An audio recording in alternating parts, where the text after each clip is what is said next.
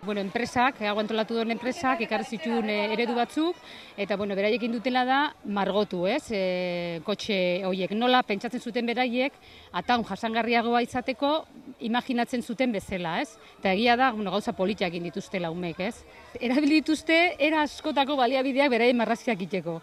Batzuk, egin duzte margotuz, beste batzuk erabili dituzte, tresna pila bat, makarroiak, lentejak, egunero etxetan dauzkagun gauzak, Beraiek horrela imaginatzen dute, ataun, jasangarria izateko, garbia, eta hemen eskura dauzkagun tresnak eta baliabideak erabiliz.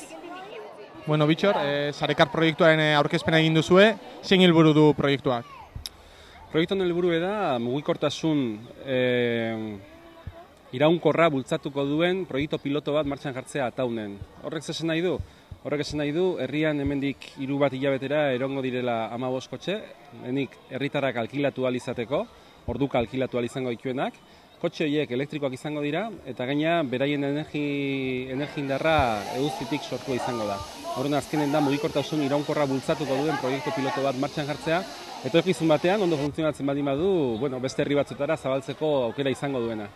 Eta kasu hontan, umen ekarpenak beti izango dira eskartzekoak, ezta?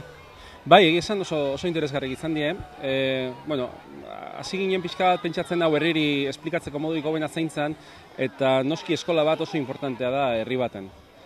Umekatio, etorkizuneko ataundarrak beraiek izango dielako, eta beraiek baita lan asko ekin nahi die momentu honetan iraunkortasunari begira, ingurumen batzorde bat montatua due, eta urten 2-3 juntatzen gaudaletxen eta elkarrekin proiektu bultzatzen daitzen geha, eta pentsatzen egoki ezala umei erakustea, eta noski umen bitartez baita ere, beraien gurasoek ezagutuz ezatela zein izan ekimenaren helburua.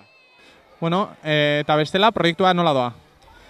Momentu honetan, oain dela astebete, 5 kotxe enkargatu ditugu, 15-etik. Aurkituko dugun arazo nagusia izan da, badirudi kotxe pilo bat daudela merkatuan, eta azkenan aurkituko era kotxe bakarra komerzializatzen dela momentu honetan, eta marka noruego bada, Think izenekoa, eta horietako 5 erosi ditugu, eta beste 10 berandu erosi ditugu.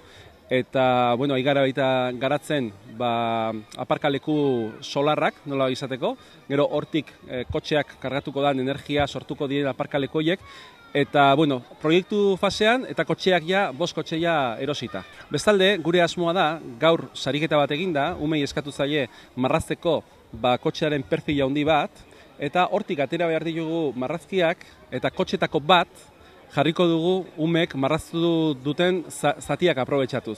Orduan, ikusi dezaten baita ere, umeen ekarpenak herriarentzako importanteak direla.